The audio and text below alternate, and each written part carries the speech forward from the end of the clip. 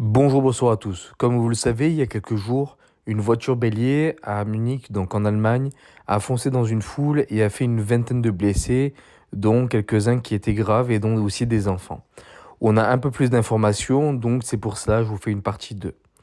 L'auteur de l'attentat donc à la voiture bélier à Munich lors d'une manifestation a agi pour des motifs religieux et islamistes, ont annoncé ce vendredi les autorités, un drame qui polarise donc un peu plus la campagne électorale en Allemagne.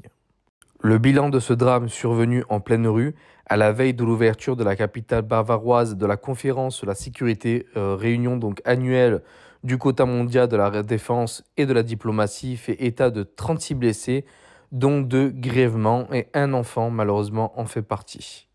Et selon la police, cela aurait pu être pire si les forces de l'ordre n'avaient pas déjà été sur place pour la manifestation et puis rapidement donc stopper le véhicule en tirant dessus.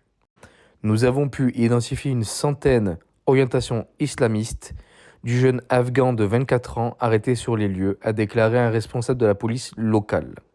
L'homme interpellé après avoir foncé donc au volant d'un véhicule sur le cortège d'un rassemblement du syndicat des services Verdi à Munich a pu être auditionné.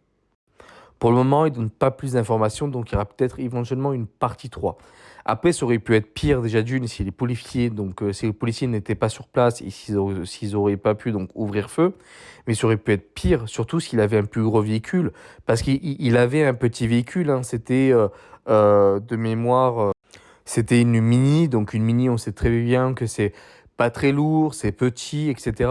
Si ça aurait été un gros SUV ou même une berline puissante, etc., ça aurait pu faire beaucoup plus de dégâts aussi. Donc il y a le fait aussi que la personne ait pris un tout petit véhicule.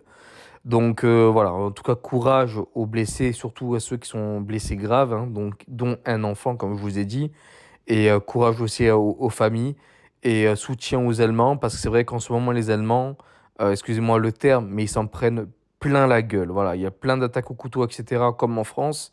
Donc voilà, donc n'hésitez pas à commenter, liker, partager, à vous abonner. Je vous remercie et à bientôt.